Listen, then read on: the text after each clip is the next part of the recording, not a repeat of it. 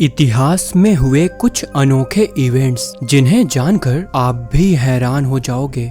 Number 1, 1511 में Belgium एक बड़ी प्रॉब्लम फेस कर रहा था। असल में बेल्जियम के ब्रसल्स में भारी विंटर और फूड शॉर्टेज हो गई थी। वहाँ के लोग भूख और ठंड से परेशान थे। उस वक्त कार्निवल का सीजन था। कार्निवल एक फेस्टिवल होता है जो कैथोलिक और क्रिश्चियन कंट्रीज में मनाया जाता है, लेकिन इस फेस्टिवल के जरिए लोग अपनी क्रिएटिविटी और फ्रस्ट्रेशन को अलग अलग तरीके से दिखाने लगे। ब्रसल्स के लोगों ने सड़कों पर एक अजीब ट्रेडिशन की शुरुआत की। उन्होंने स्नो से जाइंट ह्यूमन फिगर बनाना शुरू किया, लेकिन ये स्नोमैन नॉर्मल नहीं थे, बल्कि ये निंदक और अश्लील तरीके से बनाए गए थे। कुछ फिगर्स पॉलिटिकल लीडर के कार्टून कैरेक्टर्स होते, कुछ धर्म गुरु का मजाक बनाते और कुछ लोगों की सोशल प्रॉब्लम्स को रिप्रेजेंट करते। इस इवेंट को बाद में द मिरेकल ऑफ 1511 कहा गया, क्योंकि लोगों ने उस साल इतने ज्यादा और इतने डिटेल्ड स्नो स्टैचूज बनाए कि पूरा ब्रसल्स भर गया। रिकॉर्ड्स के मुताबिक लगभग 110 से भी ज्यादा स्नोमैन्स बनाए गए थे। ये एक तरह का प्रोटेस्ट और सोशल कमेंट्री था। कोल्ड विंटर और भूख की वजह से लोग डिप्रेस्ड थे, इसीलिए उन्होंने सरकार के खिलाफ अपना गुस्सा और फ्रस्ट्रेशन एक्सप्रेस करने के लिए ये स्नो स्कल्पचर्स बनाए। उस टाइम के लिए ये एक यूनिक और डेयरिंग एक्ट था, क्योंकि रूलर्स और धर्म गुरु का मजाक बनाना उस समय पनिशेबल हो सकता था। नंबर 2, 1920s में यूएसएस लॉस एंजलिस एक अमेरिकन एयरशिप थी। ये शिप बेसिकली एक बड़ा बलून जैसा फ्लाइंग शिप था जो हीलियम गैस से भरा होता था। 25 अगस्त 1927 को जब ये एयरशिप न्यू जर्सी के naval air station Lakehurst पर लैंड कर रही थी, तब कुछ अजीब हुआ। लैंडिंग के वक्त एयरशिप का नोज ग्राउंड पर बंधे एक टावर से अटैच करना था, लेकिन हवा के एक जोर से झोंके ने उसे उल्टा कर दिया। एयरशिप लिटरली 90 डिग्री एंगल पर खड़ा हो गया, जैसे कोई बड़ा बलून सीधा आसमान की तरफ पॉइंट कर रहा हो। थोड़ी देर के लिए पूरा एयरशिप अपनी नोज पर खड़ा रहा। अंदर क्रू मेंबर्स लिटरली सीधे नीचे गिर गए, क्योंकि उनका फ्लोर एकदम वर्टिकल बन गया था। हालांकि ये इंसिडेंट ज्यादा देर तक नहीं चला। हवा शांत होने पर एयरशिप वापस नॉर्मल पोजीशन में आया और कोई बड़ी इंजरी नहीं हुई, लेकिन इसकी तस्वीरें दुनिया भर में छप गई। आज भी इसे एयरशिप हिस्ट्री का एक सबसे आइकॉनिक और थोड़ा अजीब इंसिडेंट माना जाता है। नंबर 3, 19th सेंचुरी के एंड तक लंदन दुनिया का सबसे बड़ा और तेजी से बढ़ने वाला शहर बन रहा था, लेकिन वहाँ ट्रांसपोर्ट को लेकर एक बड़ी प्रॉब्लम होने वाली थी। उस वक्त तक मोटर गाड़ियाँ आम नहीं हुई थी और लंदन की सड़कों पर घोड़े ही प्राइमरी ट्रांसपोर्ट थे। व्हीकल्स, कार्स और बसेस सब घोड़ों से चलते थे। एस्टिमेट्स के मुताबिक सिर्फ लंदन में ही 1 लाख से ज्यादा घोड़े यूज होते थे, लेकिन प्रॉब्लम ये थी कि जितने ज्यादा घोड़े उतना ही ज्यादा उनका वेस्ट होगा। एक हॉर्स दिन भर में लगभग 15 से 20 केजी मैन्योर और 1 लीटर यूरिन प्रोड्यूस करता था। मतलब हर दिन लंदन की सड़कों पर 1000 टन के आसपास घोड़े का गोबर जमा होता था। ये मैन्योर सड़कों पर जमा होता, बदबू फैलाता और फ्लाइज को अट्रैक्ट करता, जिससे डिजीज होने के चांसेस बढ़ने लगे। न्यूज़पेपर्स ने भी इसे लेकर पैनिक क्रिएट करना शुरू कर दिया। 1894 में द टाइम्स ने एक आर्टिकल पब्लिश की, जिसमें कहा गया कि 50 सालों के अंदर लंदन की हर सड़क 9 फीट मैन्योर के नीचे दब जाएगी। कई एरिया में रियल एस्टेट वैल्यूज गिरने लगी, क्योंकि घोड़े के वेस्ट ने रहना मुश्किल कर दिया था। लोगों को ये एक इन्वायरमेंट और हेल्थ डिजास्टर लगने लगी, जिसे the great horse manure crisis कहा गया। सब लोग सोच रहे थे कि फ्यूचर और खराब होगा, लेकिन 20th सेंचुरी के शुरुआत में एक अनएक्सपेक्टेड सॉल्यूशन आ गया। असल में इस टाइम तक मोटर कार और बसेस धीरे धीरे आने लगी और उन्होंने घोड़ों की जगह ले ली, जिससे मैन्योर की समस्या कम हो गई। इस तरह जो क्राइसिस अनसॉल्व लग रहा था वो अपने आप ही सॉल्व हो गई। एक्सपर्ट्स को लगता था कि लंदन कोलैप्स हो जाएगा, लेकिन कुछ ही सालों में मोटर कार्स ने सब कुछ बदल दिया।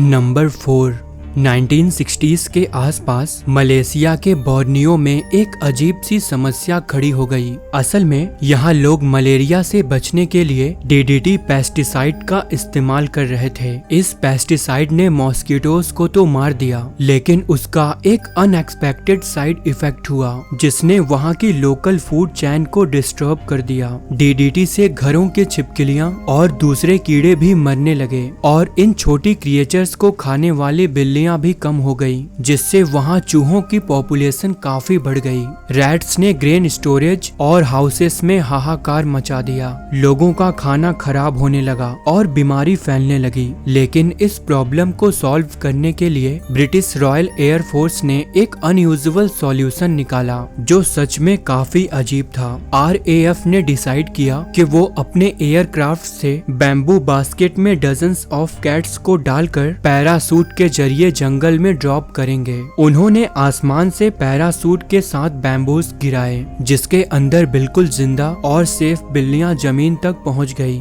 इस पूरे मिशन को ऑपरेशन कैट ड्रॉप कहा गया। बाद में इसके पॉजिटिव रिजल्ट्स भी देखे गए। बिल्लियों ने रैट्स की पॉपुलेशन को कंट्रोल कर दिया और लोकल इकोसिस्टम थोड़ा बैलेंस में आ गया। ये इवेंट इतना अनयूजुअल था कि लोग इसे आज भी एक एग्जाम्पल के तौर पर याद करते हैं कि ह्यूमन इंटरवेंशन कभी कभी कितना खतरनाक हो सकता है।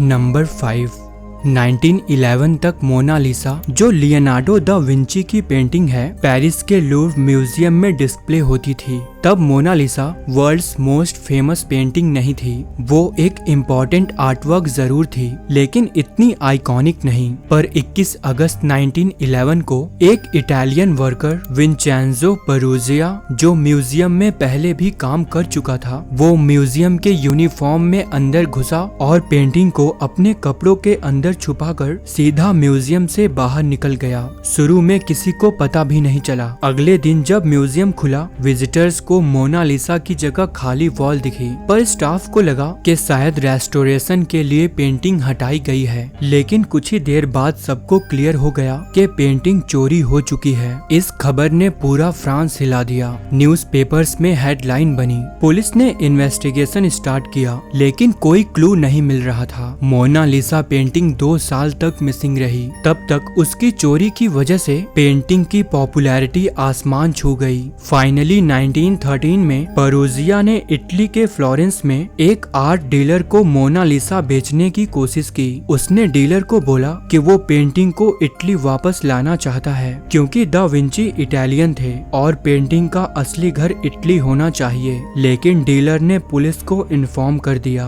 और परूजिया पकड़ा गया। फिर मोनालिसा सेफली लॉर्ड वापस लाई गई। इंटरेस्टिंग बात ये थी कि इस चोरी ने मोनालिसा को वर्ल्ड्स मोस्ट फेमस पेंटिंग बना दिया। अगर चोरी ना होती तो शायद वो पेंटिंग इतनी आइकॉनिक नहीं बन पाती।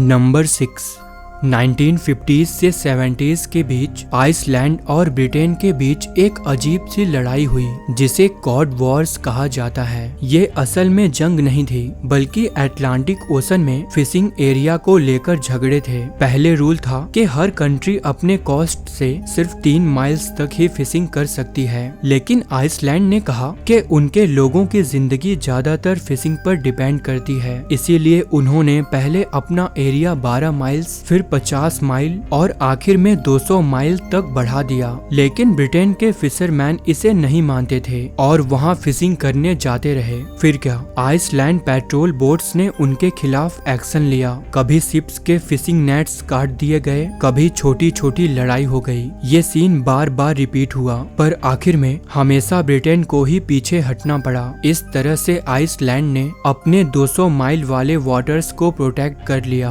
और ब्रिटेन को 200 माइल्स एक्सक्लूसिव जोन एक्सेप्ट करना पड़ा। नंबर 7, द एनासाजी, जिन्हें आज एंसेस्ट्रियल पुएब्लोन्स भी कहा जाता है, वो एक एंशियंट नेटिव अमेरिकन सिविलाइजेशन थी जो mainly south western United states में रहती थी। ये लोग पहाड़ों की चट्टानों में बनाए गए घर और अपने एडवांस इरिगेशन सिस्टम के लिए फेमस थे। लेकिन 13th सेंचुरी के आसपास ये सिविलाइजेशन अचानक गायब हो गई। मतलब उनके बड़े बड़े सिटीज और सेटलमेंट्स छोड़ दिए गए। मेसा वर्डी और चाको कैनियन जैसे बड़े कॉम्प्लेक्स जो कभी लाइफ से भरे रहते थे वो बिल्कुल सुनसान हो गए। हिस्टोरियंस और आर्कियोलॉजिस्ट के हिसाब से इसके पीछे कुछ पॉसिबल रीजंस थे। हो सकता है उनकी जमीनें बंजर हो गई और खाना कम पड़ने लगा, या दूसरे ट्राइब्स के बीच उनकी लड़ाई हुई हो। इन्हीं रीजंस की वजह से उनकी सोसाइटी कोलैप्स हो गई और वो अलग अलग ट्राइब्स में सम्मिलित हो गए। आज के होपी, जूनी और पुएब्लो पीपल्स को उनका वंशज माना जाता है। दोस्तों, इनमें से कौन सी घटना आपको सबसे ज्यादा इंटरेस्टिंग लगी कमेंट में मेंशन जरूर करें। साथ ही वीडियो को लाइक और शेयर करना ना भूलें। मिलते हैं नेक्स्ट वीडियो में। धन्यवाद।